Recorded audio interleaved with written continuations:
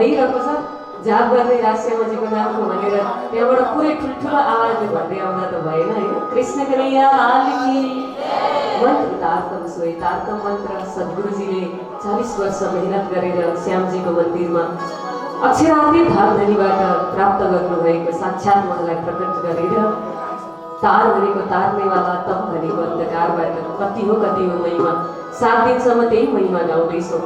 यही मन्त्रले मात्र तरिन्छ, तारतम मन्त्र नपाइकन हाम्रो मोक्ष हुँदैन। कृष्ण कन्हैया लाल की, सतगुरु महाराज की। अहिले बिचमा के त्यस्तो कार्यक्रम छैन, एकछिन बस्नु होला शान्तसँग।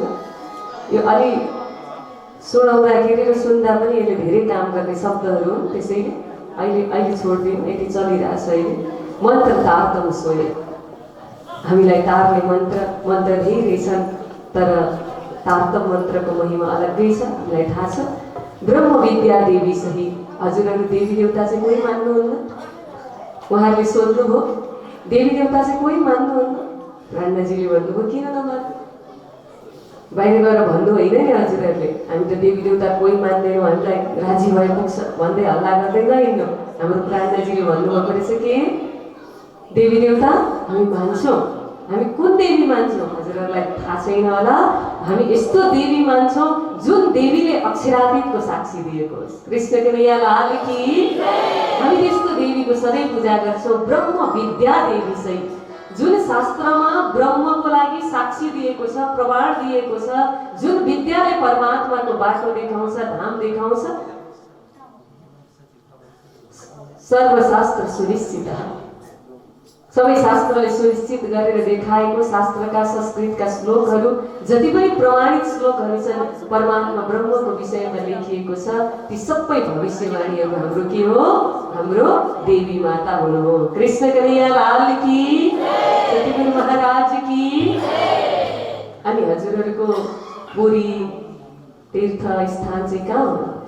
प्राणजीले भन्नुभयो हाम्रो अक्षरातीत धामधनी प्रकट हुनुभएको सद्गुरुजीले लीला गर्नुभएको तारतम अवतरित भएको भूमि नौतनपुरी धाम, पुरी नवतन महोत्सव नौतनपुरी धाम हाम्रो तीर्थ मूल, जहाँबाट तारतम प्रकट भयो। अब अरू पनि हाम्रो धाम छ, पछि प्राणजीद्वारा धाम स्थापना हुँदै गए, तर यो सिद्धान्तको धाम चाहिँ नौतनपुरी धाम तारतमसँग परमधामसँग सम्बन्धित छ। अब हजुरहरूले त्यो परमधामसम्म पुग्दाखेरि चाहिँ कति सिडी चढेर जानुहुन्छ? भक्तिको होला नि त, यसो बाटो होला नि त, यात्रा होला नि त भन्दा 78 सोपक शाखा सही साला धेरै पर छ हाम्रो परमधाम। हद्द पार, बेहद्द पार, अक्षर पार, जागिर कति हो कति सिडी। यहाँबाट मृत्युलोकबाट माथि भन्दै गइस है, म भन्दिनँ। मृत्युलोक भन्दा माथि के छ? पितृलोक, पितृलोक भन्दा माथि स्वर्ग भन्दा माथि, महर्लोक भन्दा माथि, जनलोक भन्दा माथि, अरू अरू अरू अरू गायत्री शक्ति, मोहतत्व, इच्छा शक्ति, आदि नारायण, अव्याकृत धाम, त्यहाँभित्र कति धाम छ? सबलिक धाम, केवल धाम, सत्स्वरूप धाम, अक्षर धाम, अनि बल्ल बल्ल बल्ल परम धाम। और त्यहाँसम्म पुग्नको लागि 108वां भक्तिको सिडी चढेर हामी ठ्याक्कै हाम्रो 25 वर्ष परमधामभित्र पुग्दछौँ। अलिकति सर्टकटमा हिसाब पनि प्राज्ञाजीले गरिदिनु भयो। नवदा भक्तिलाई 3 गुण 17 जतमले गुना गर्दाखेरि 3 गुण लगाएर भक्ति गर्दाखेरि 27 हुन्छ, अनि 27 लाई फेरि इन्टु 3वटा भावले त्यो भक्ति नवदा भक्ति गरियो। पुष्ट भावले, मर्यादा भावले, प्रभाव भावले त्यो भक्ति गरियो भने 81 पक्ष हुन्छ। भनेको 81वां भक्तिको सिडी वैकुण्ठ धामसम्मको लक्ष्य हो। 82वां भक्तिको सिडी वल्लभाचार्यले देखाउनु भएको सबैको सार कृष्ण भन्ने शब्दसम्म पुग्नु, यो 82वां भक्तिको सिडी चढ्नु हो। 83वां सिडी भनेको कृष्ण त कृष्ण, अलिअलि कृष्ण अखण्डको हो, बेहद्दको हो भन्ने खालको झझल्को देखाउनु। अखण्ड शब्दसँग कृष्णलाई जोड्नको लागि पाँच पञ्चवासनाहरूले धेरै मेहनत गर्नुभयो। शिवजीले कृष्णको आराधना गरेर संसारलाई इशारा गर्नुभयो कि मेरो मालिक कृष्ण हो भनेर। विष्णु भगवानले कृष्णको ध्यान गरेर मेरो मालिक कृष्ण हो भन्ने इसारा गर्नुभयो। 4 सनकादिकले धर्मको थम्ब भएर मृत्युलोक र यो 14 लोक ब्रह्माण्डमा धर्म र पापलाई एकदम त्यसको म्यानेजमेन्ट मिलाएर बराबर बनाइराख्नुभयो। कबीरजीले आएर यो जगतभन्दा पारी हद्द हद्द सब कोई गया बेहद गया न कोई हद्द बेहद के बीच में रहा कबीरा सोई भनेर यस्तो दोहा बोलिदिनु भयो। यो जगतलाई मात्रै जान्दथे सबैले, योभन्दा पर बेहद छ भन्ने शब्द उहाँले ल्याउनुभयो। उहाँको शब्दमा अखण्ड जोडियो। सनकादिक हुनुभयो, सुखदेव हुनुभयो, जसले अखण्ड ब्रज र रासको शब्द लिएर आएर रास भनेको माया भन्दा परको कुरा हो, परीक्षित तिमी प्रश्न नगर भन्ने कुरा विषय जुन ल्याउनुभयो त्यसले जगतमा सबैलाई लाग्यो। त्यो राससम्म जो विद्वान पुग्यो, जो भक्त पुग्यो, उसलाई लाग्यो कि रासमा जन्म हुँदैन, मृत्यु हुँदैन, अखण्ड शब्द छ भने यो संसारमा त तल पातालदेखि नारायण भगवानको धामसम्म जन्म र मृत्यु मात्रै छ, मोह मात्रै छ भनेपछि अलिअलि दिमाग घुम्ने खालको ज्ञान भयो कि यो जगतभन्दा परकै कुरो हो जस्तो बनाइदिनु भयो सुखदेवजीले। यी सबै को हुनुहुन्छ? सबैजना त्यो बेहद्दको बाटो देखाउनेवाला हुनुहुन्छ। पञ्चवासनाको स्थान हो त्यो 83वां पक्ष भनेको। अनि 25 पक्ष परमधाम जोड्दाखेरि 108 सिडी हुन्छ। कृष्ण कन्हैया लाल की। धाम तालाब, धाम रंगमहल, तालाब हौजुकोसर तालाब, कुंजवन कुंजनी कुंजवन, माणिक नेहरे माणिक पहाड़ बन की नेहरे, माणिक नेहरे बन की सोहे। अनि पश्चिम चौगान बडवन कहिए, पुखराजी जमुनाजी लहिए, 8 सागर अनि 8 जमिन जोड्नु, ठ्याक्कै त्यहाँ 25 हुन्छ। यताको 83 गर्दा कति भयो? 108 भयो। त्यसैले हाम्रो गुरु महाराजजीको अगाडि, सबैको अगाडि 108 लगाउने गरिन्छ, किनभने हाम्रो सबै गुरुजीहरू आचार्यजनहरू कहाँसम्मको लक्ष्य देखाउन आउनुभएको हुन्छ? 108वां सिडी, भक्तिको सिडी, परा दशरा प्रेम लक्षणा भक्तिको मार्ग देखाउने वाला हुनुभएकोले गर्दा सद्गुरु महाराज प्रार्थनाजीको अगाडि 108 सम्बोधन गरिन्छ, लगाइन्छ। त्यो भावले लगाइएको हो। अब अहिले चाहिँ फेरि आफ्नो आफ्नो गुरुजी मन पर्न थालेर अब हाम्रो यो चाहिँ आफ्नो आफ्नो श्रद्धा हो है। मैले यसको यो निन्दाको पक्षमा त म कहिले जाँदै जाँदिनँ। मैले भनेको अब जसले मन पर्छ 1000 लाख राख्नुहुन्छ, त्यो आफ्नो गुरुलाई त अब करोड पनि जिरो राख्न मिलिहाल्छ नि हैन। कृष्ण कन्हैया लाल की। सिद्धान्त चाहिँ हाम्रो के हो? 108 सिद्धान्त हो। अनि त्यो गादीमा जब आचार्य श्री बस्नुहुन्छ, सद्गुरुको गादीमा उहाँको अगाडि 108 सम्बोधन गरिन्छ। अब अन्य 108 सम्बोधन गर्नु भनेको यो हाम्रो श्रद्धाको कुरा हो। यो मैले फाइनल गर्ने कुरा होइन, यो चाहिँ आचार्य श्रीले फाइनल गर्नुहुन्छ है त। कृष्ण कन्हैया लाल की। यो 108 राख्नुको पछाडि भाव चाहिँ यस्तो छ। सद्गुरुले त्यो 108वां परमधामको त्यो भक्तिको परादशदा प्रेम लक्षणा भक्तिको मार्गलाई यहाँ ल्याएर हामीलाई परमधामको चितवनी गराउनु भयो। साला हे गोलोक जाँदाखेरि थकाइ लाग्दैन, विश्राम कहाँ गर्ने भनेर सोधे। अनि प्राणजीले भन्नुहुन्छ, जाँदै गर्दा बेहद्दमा अखण्ड ब्रज र रास भएको ठाउँ छ, सबलिक ब्रह्मको धाममा, त्यहीँनिर गएर हामी अलिकति विश्राम गर्छौँ। साला हे गोलोक, आनन्द आउँछ आफूले रमेको, आफूले लीला गरेको श्रीकृष्ण अक्षरातीतसँग त्यो स्मरण गरेर यसो विश्राम गर्दै जान्छौँ। अनि हजुरहरूको क्षेत्र एरिया चाहिँ कति छ भनेर सोध्नु भएको। भनेको घुमफिर गर्ने अरू हेटौँडा हाम्रो क्षेत्र होइन त। कृष्ण कन्हैया लाल की। त्यस्तै उहाँहरूले सोध्नुभयो हजुरहरूको क्षेत्र चाहिँ कति फराकिलो छ भनेको हाम्रो क्षेत्र सद्गुरुको चरण, हाम्रो क्षेत्र सद्गुरुको चरण। सद्गुरुको चरण भनेको सद्गुरुको आचरण। सद्गुरु महाराजले उहाँको जीवनको सुरुवातदेखि अन्तसम्म जे गर्नु हो, आज हामी पुरै प्रणामी आलम त्यही बिचमा त दौडिरहेको छौँ।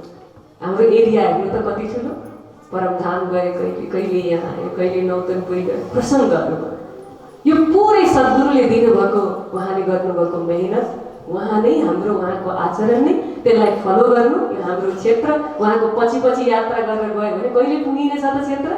कहिले पुगिने छैन। त्यति विशाल 25 पक्ष परमधाम, 50 करोड योजन लम्बा चौडा भूमि पर, त्यहाँको एउटा बालुवाको कण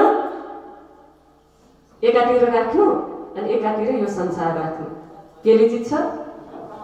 भ्यालु नै छैन। सद्गुरुको चरणको क्षेत्र कति फराकिलो।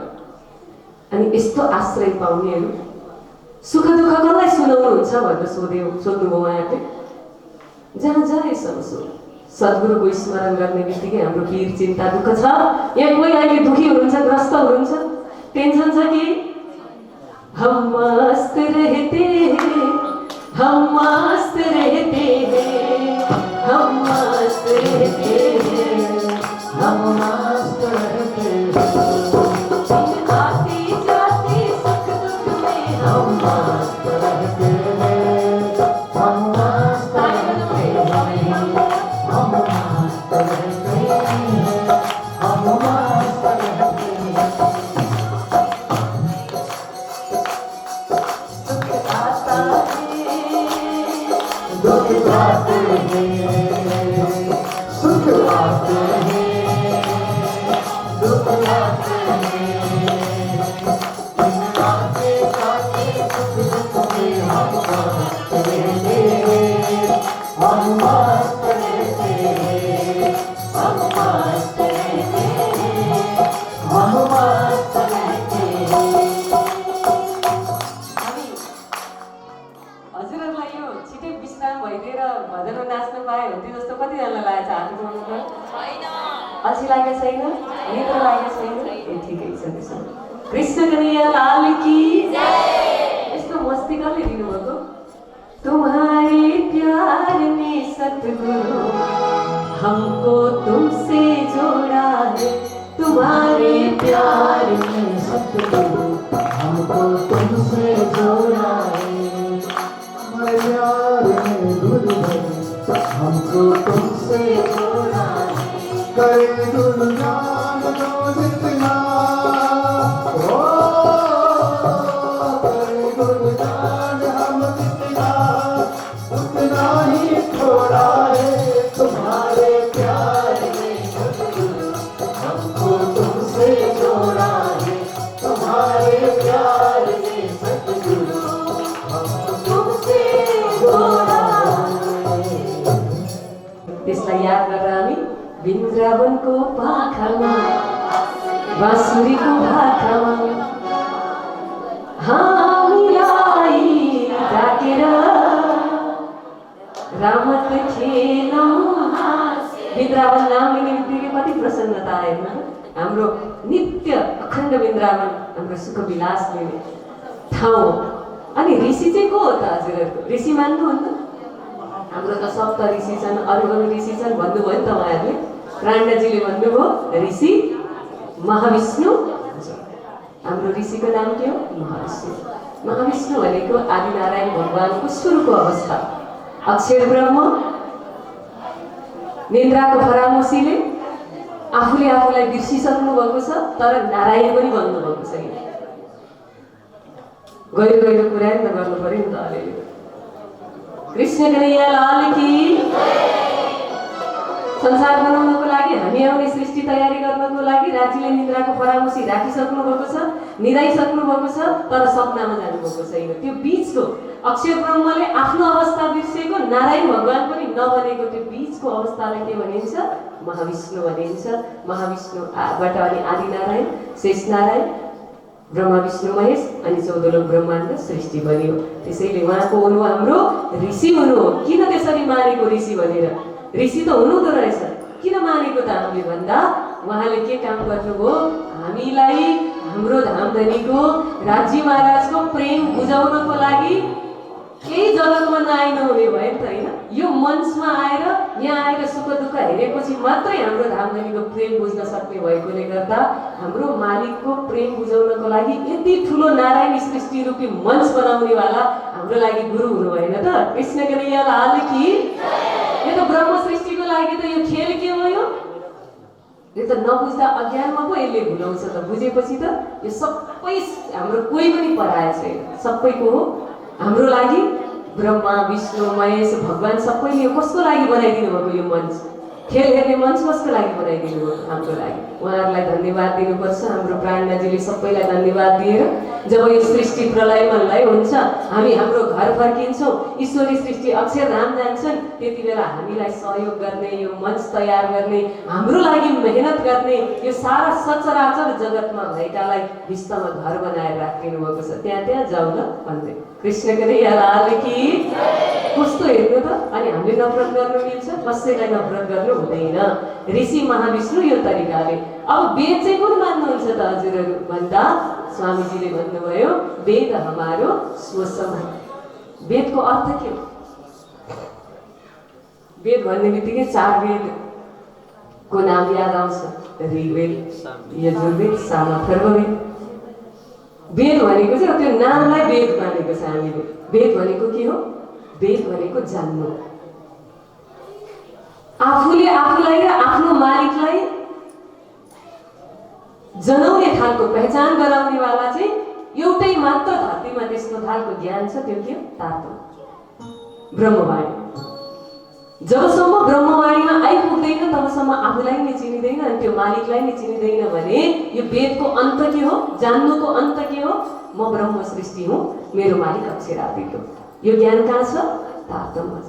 त्यसैले जान्नु नै वेद हो भने हाम्रो वेद के हो? एकछिनको लागि उहाँहरूलाई भनिदिँदा उहाँहरूले अरूभन्दा बुझ्नुहुन्न, त्यतिखेर फेरि वेद बनाउनुको बाणीलाई भन्नु होला नि हजुरहरूले। कृष्ण कन्हैया लाल की।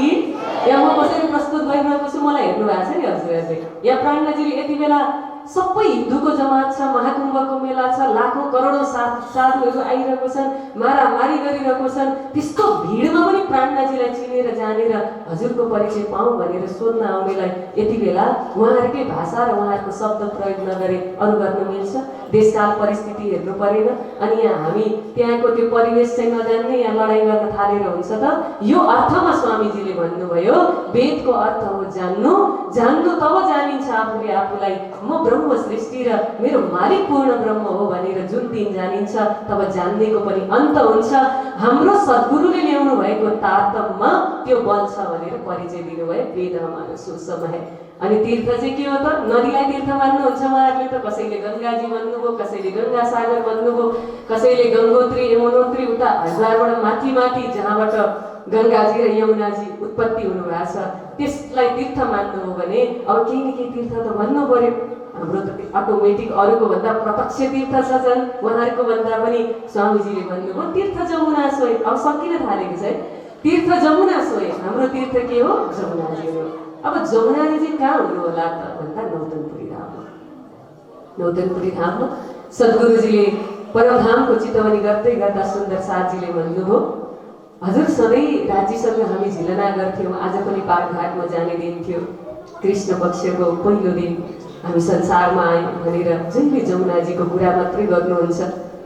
त्यो जमुनाजीमा झिल्न पाए पनि हुन्थ्यो भनेर सुन्दर साथले इच्छा राख्दा सद्गुरु महाराजले यसो त्यो आफ्नो कुटीलाई जहाँ बसेर सत्सङ्ग गर्दै हुनुहुन्थ्यो हातले यसो गरिदिनु भएको इसारा।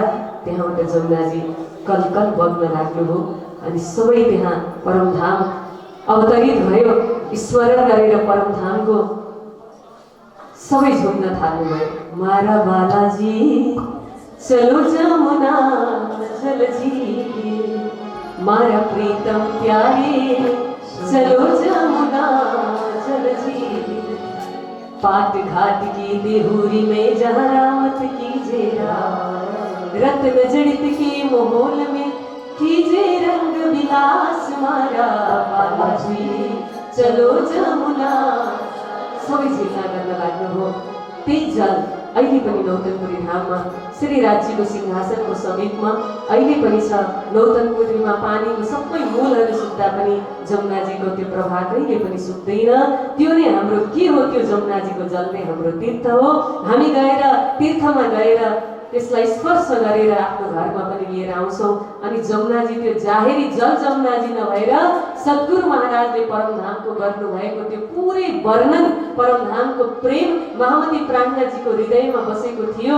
प्राणनाजी महाप्रभुले विरह गर्दा त्यो ब्रह्मवाणी तारतमको रूपमा प्रकट भयो। रास प्रकाश सट ऋतु र कलशको 2 चौपाई सुरुवातमा हप्सा प्रबोधपुरीमा नजरबन्दमा बस्दै गर्दा असली जमुनाजी भनेको ताप्तम सागर ब्रह्मवाणी हो, बातुली जमुनाजी भनेको। यसमा हामी रात दिन झिलना गरिरहेका छौँ, हामी वाणीबाट बाहिर कहीँ पनि गएका छैनौँ। कृष्ण कन्हैया लाल की, सतगुरु महाराज की। बाहिरको जमुनाजीमा झगडा नगर्नु, आन्तरिक यो बातुली जमुनाजीमा सधैँ स्नान गर्दा कति आनन्द आउँछ। तीर्थ जमुना सोहे।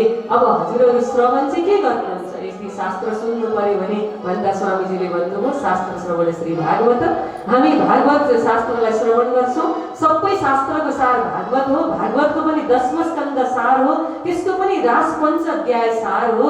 सार सार सार खोज्दै जाँदा अनि श्री कृष्ण र अखण्डसम्म जहाँ पुर्याउँछ भागवतले त्यो हाम्रो सार भएकोले गर्दा कृष्णसम्म पुगेको अन्तस्करणलाई अब कृष्ण त कृष्ण, कृष्ण अक्षरातीत हो भनेर बुझाउन सजिलो हुन्छ।